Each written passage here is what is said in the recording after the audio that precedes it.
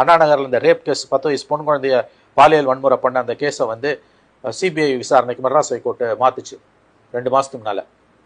அது என்ன கேஸுனா, ஒரு கூலி தொழிலாளிகள், அந்த கூலி தொழிலாளி தம்பதியரோட 10 வயசு பெண் குழந்தைய ஒருத்தன் லோக்கல் தாதா ஒருத்தன் பாலியல் வன்புணர்வு பண்ணிடுறான். கேஸ் எடுக்க மாட்டேன்றாங்க. அந்த குழந்தைய ட்ரீட்மெண்ட்டுக்கு கீழ்பாக்கம் மெடிக்கல் ஹாஸ்பிட்டல் கொண்டு போனால் அதை செக் பண்ண டாக்டர் இன்ஸ்பெக்டருக்கு ஃபோன் பண்ணி சொல்கிறாரு, என்ன இவ்வளோ மோசமாக இருக்குது, நீங்கள் ஆக்ஷன் எடுக்கலான்னு. அதுக்கு பிறகு அந்த பெண் குழந்தையோட அப்பா அம்மாவை கூப்பிட்டு பாதிக்கப்பட்டவங்கள நிர்வாணமாக்கி அடிக்கிறாங்க போலீஸில். புரியுதா? இந்த நியூஸ் டைம்ஸ் ஆஃப் இந்தியாவில் பேஜ் 1ல் வருது, ஜூனியர் விடனில் வருது. Madras high court chief judge 2 judge bench, justice Subramaniam and இன்னொரு ஜஸ்டிஸ் சிவஞானம், அவங்க என்ன பண்ணுறாங்க, தமிழ்நாடு காவல்துறை மீது எங்களுக்கு நம்பிக்கை இல்லை, இதை சிபிஐக்கு மாத்திரம், விசாரணை சிபிஐக்கு மாத்துறாங்க. புரியுதா?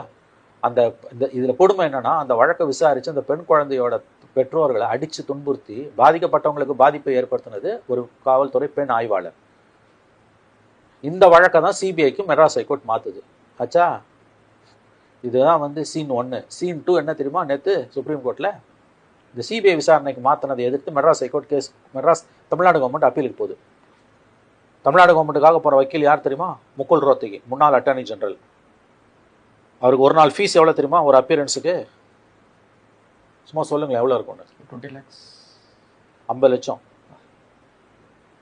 50 லட்ச ரூபாய் கொடுத்து சிபிஐ விசாரணைக்கு போன வழக்கை மறுபடியும் தமிழ்நாடு போலீஸ்க்கு மாத்திரம். நீ எதுக்கு போற? தப்பே பண்ணலண்ணா, திராவிட மாடல் அரசு தானே. கோர்ட் என்ன ஆர்டர் பண்ணிச்சிருமா கேளுங்க. சீன் 3 கேளுங்க. சிபிஐ விசாரணைக்கு தடை கொடுத்துட்டாங்க. ஆனால் தமிழ்நாடு காவல்துறையில் இருக்க 7 ஐபிஎஸ் ஆஃபீஸர்ஸ் 7 பேரும் தமிழ்நாட்டுக்கு வெளியிலேருந்து வந்தவங்களா இருக்கணும். தமிழ்நாடு கேடராக இருக்கக்கூடாது. அதில் 3 பேர் பெண்களாக இருக்கணும். 7 பேர் கொண்ட குழு இதை விசாரித்து அறிக்கை கொடுக்கணும்னு சுப்ரீம் கோர்ட் ஆர்டர் போட்டிருக்கு.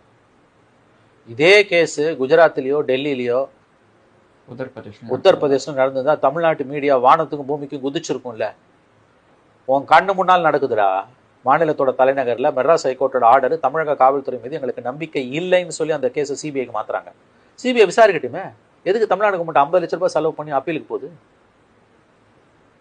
அந்த அதிகாரி மீது எந்த ஒரு நடவடிக்கையும் ஒண்ணுமே இல்லைங்க.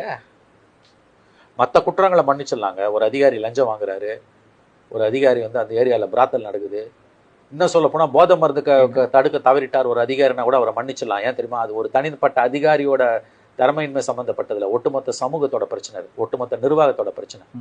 இன்னும் சொல்ல போனால் போதை மருந்து வெளியிலேருந்து வருதுன்னா, பார்டர்ஸை செக்யூர் பண்ண தவறுனா மத்திய அரசாங்கத்தோட பிரச்சனை எல்லாம். சரி, உள்நாட்டில் தயாரிக்கிற போதைன்னா, போதைப் பொருள்லாம் வந்து ஒட்டுமொத்த காவல்துறையோட தப்பு. அதில் ஒரு தனிப்பட்ட காவல்துறை அதிகாரியை நம்ம சிஸ்டமேட்டிக் ஃபெயிலியர், ஒரு அதிகாரி நம்ம குறை சொல்லக்கூடாது. நம்ம கண்டிப்பாக அந்த இடத்துல வந்து கவர்மெண்ட்டை குறை சொல்ல முடியாது. ஆனால் ஒரு பாலியல், அதுவும் ஒரு குழந்தை, பாவங்கள்லேயே பெரிய பாவம் எந்த பாவம்? குழந்தைகளுக்கும் பெண்களுக்கும் எதிராக இழைக்கப்படுற பாவம். அதனால தான் விமன் அண்ட் சைல்டு வெல்ஃபேருக்குன்னு ஒரு தனியாக டிபார்ட்மெண்ட் வச்சுருக்கீங்க. ஒரு 10 வயசு பெண் குழந்தை பாலியல் வன்புணர்வுக்கு ஆளாகி சென்னையில் மருத்துவ பரிசோதனை செஞ்ச டாக்டர் மனம் விரும்பி இன்ஸ்பெக்டரை கூப்பிட்டு சொல்கிறாரு, சம்மந்தப்பட்ட பெற்றோர்களை அடித்து நொறுக்குறாங்க, ஒடுக்குறாங்க, நிர்வாணமாக்கி. மீடியா தலையிட்டதால் அவங்களுக்கு நீதி கிடைக்குது. சிபிஐ விசாரணை மினிமம் இந்த கவர்மெண்ட்டுக்கு மனசாட்சி இருந்ததுன்னா சிபிஐ தொடரட்டும், சிபிஐ அந்த வழக்கை நடத்தட்டும்.